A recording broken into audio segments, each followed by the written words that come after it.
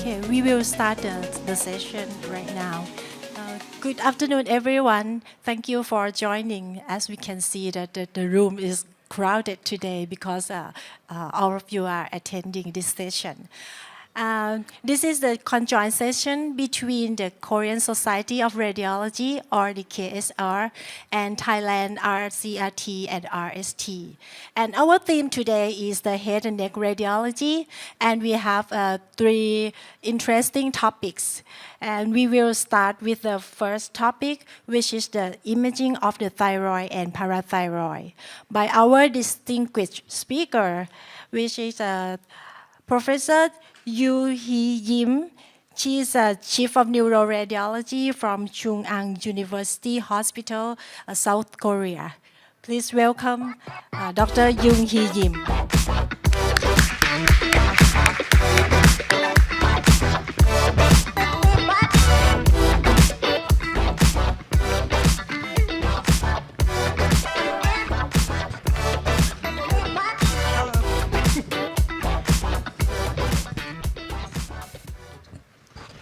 Thank you very much for your kind introduction.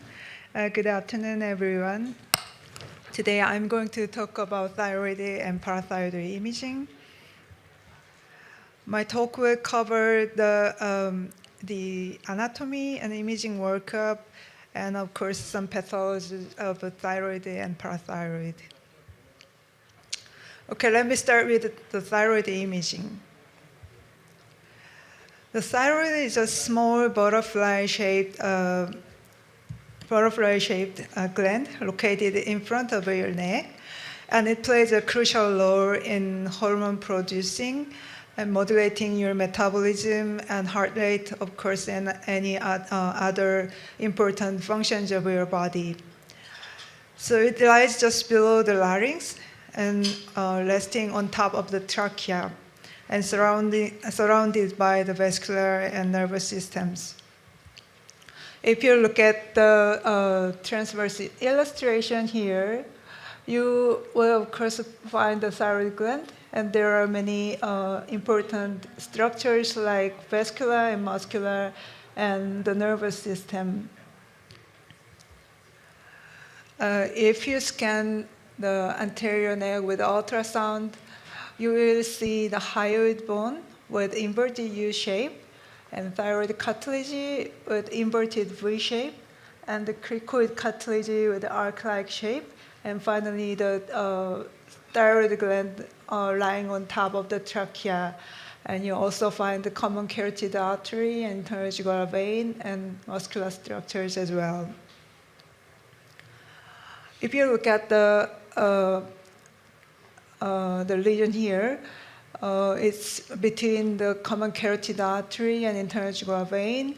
There is a vagus nerve travels between this place, and it shows the linear alternate hyper and hypoechogenicity because of the nerve bundle and connective tissue. And Jico-Kendall tubercle are projection of a normal thyroid gland, so it is important that not to misinterpret this product as this normal gland as a thyroid gland or other parathyroid lesions. So various guidelines offer recommendations for imaging techniques in diagnosing the thyroid lesions. However, Thyroid Association around the world emphasize that they recommend ultrasound as a modality of choice in evaluating the thyroid nodules. A thyroid ultrasound provides the best information about the shape and structure of the nodules. Operators should scan a patient in supine position with neck hyperextended using high-resolution linear transducers. Scan should include both the transverse and longitudinal scan, and also the lateral and central lymph nodes. CT scan can be beneficial in case of the thyroid nodule are too big to evaluate with the ultrasound and investigating the metastatic lymph nodes. IV contrast media should be applied with early phase scan and the delayed scan if it's possible. And personally, I would recommend to include the unenhanced CT to detect the calcifications. The thyroid scintigraphy evaluates the thyroid function using technetium, which offers a similar characteristic to the iodine. This is an example of a cod nodule. There is an irregular hypoechoic nodule in the right side of the thyroid gland, and it's asymmetric low uptake, which was diagnosed as subacute thyroiditis. Although MRI is not popular in evaluating thyroid nodules, many techniques, advanced techniques, are introduced to potential usefulness evaluating the diffuse thyroid conditions or focal lesions. For example, as you can see on the screen, this is the imaging of dynamic contrast enhancement. Since they have different enhancement patterns, it is useful to differentiate between the benign hyperplastic nodule and malignant PTC. However, still the primary modality of the choice in evaluating thyroid nodules is ultrasound. So I'm going to briefly introduce US evaluation system and lexicon, which is used in Korean Thyroid Radiology Association. We can categorize the ultrasound characteristics of thyroid by using these 5 components: composition, echogenicity, and orientation, margin, and calcification. I will show you the examples one by one. In case of nodule contains a cystic component less than 50%, we can describe this nodule as a predominantly solid nodule. While it contains more than 50% of cystic components, it is described as a predominantly cystic nodule. And when a nodule shows hypoechogenicity compared to the anterior neck muscle, we can describe this nodule as markedly hypoechogenicity nodule, while if it shows the similar echogenicity with the thyroid gland, we call it as isoechogenicity nodule. And of course, between these two echogenicity, we can describe this nodule as mildly hypoechogenicity nodule. We can describe the orientation based on the transverse imaging. In case of the anterior-posterior diameter is longer than the transverse diameter, we describe this nodule as non-parallel orientation, which is a suspicious feature. We describe the margin as a smooth, irregular, and ill-defined. As you can see on the screen, if there is a smooth margin of the nodule, it should be smooth, while the non-smooth demarcation, we describe this nodule as irregular margin. And if there is no demarcation like this picture on the screen, we call this nodule as ill-defined. About the calcification, if it's less than 1 millimeter, we describe this as microcalcification, and if it's bigger than that, we call it macrocalcification. And if the calcification is covering the peripheral aspect of the nodule, we can describe this as a limb calcification. And if this echogenic foci is inside the cystic component, we describe this as intracystic echogenic foci with a cometerial artifact. Among these features, I want to emphasize that we have to remember the suspicious US features that could be a malignant potential. First one is microcalcification. Second, non-parallel orientation. Third one is irregular margin. So combining these ultrasound sonographic findings, we can systematically report the malignant risk with these 4 different categories.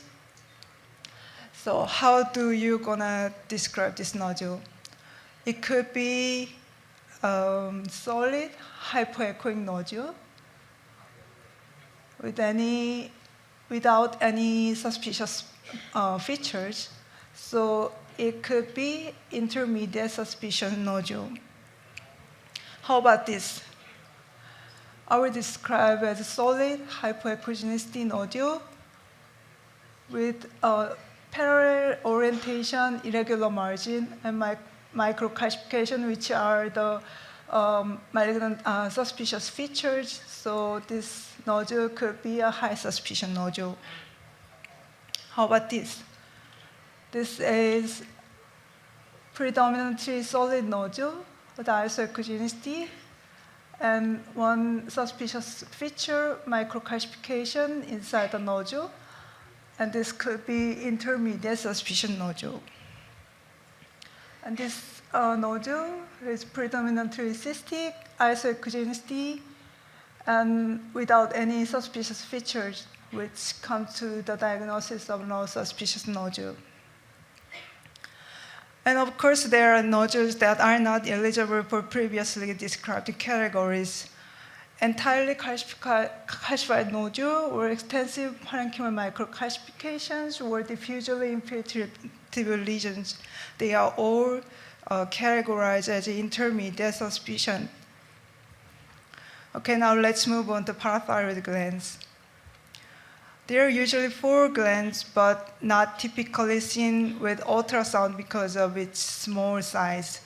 However, it is worth remembering that this place between the trachea and esophagus, we call it tracheoesophageal group, there present parathyroid gland, paratracheal lymph node, and recurrent laryngeal nerve. On CT scan, sometimes ectopic parathyroid glands are discovered in various locations. So in case of hyperparathyroidism patient present, we have to also know about the locations that ectopic parathyroid can be located. The role of imaging in parathyroid glands is pretty much in localized either ectopic parathyroid glands or find out the anatomic relationship of the lesion adjacent to neck metastasis. I will show you some cases of nuclear medicine. This is normal systemic scintigraphy of parathyroid glands. And if there is a parathyroid adenoma, there is asymmetric uptake in the left side.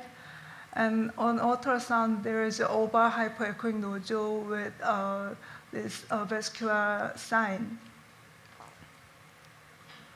And this patient shows all the uptake on the anterior neck, and this patient was diagnosed as parathyroid hyperplasia.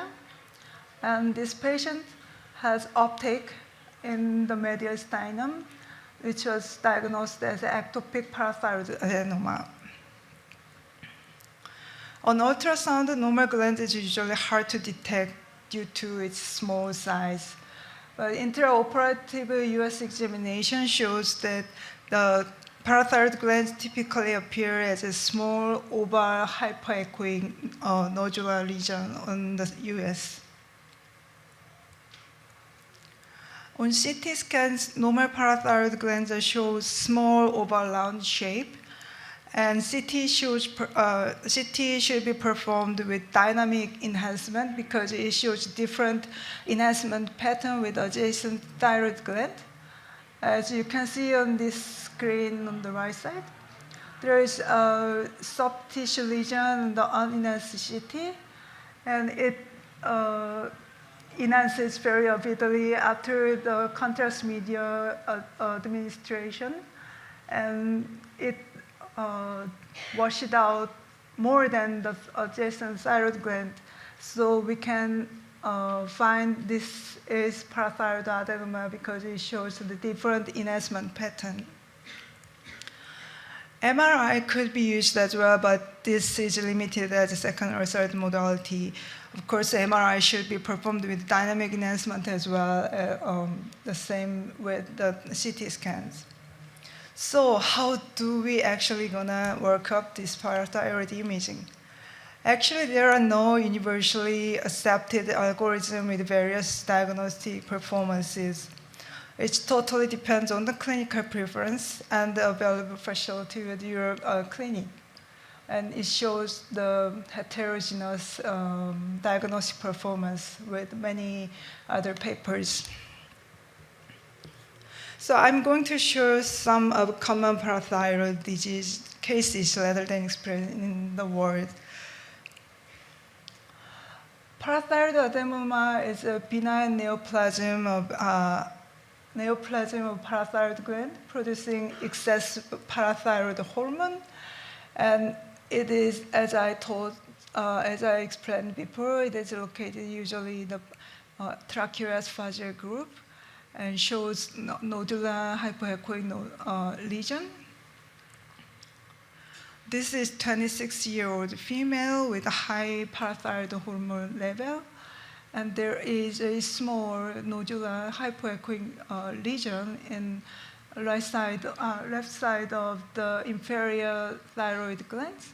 It shows the polar bear sign, and on the CT, it shows apparently different enhancement pattern with adjacent thyroid gland, and it shows the apart from the thyroid gland, and it was diagnosed as parathyroid adenoma under surgery.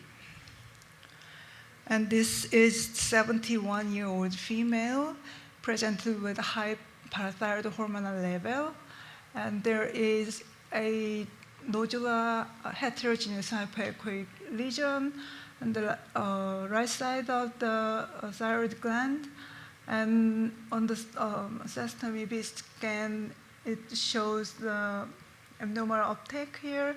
And it was also diagnosed as parathyroid adenoma on the surgery. And how about this?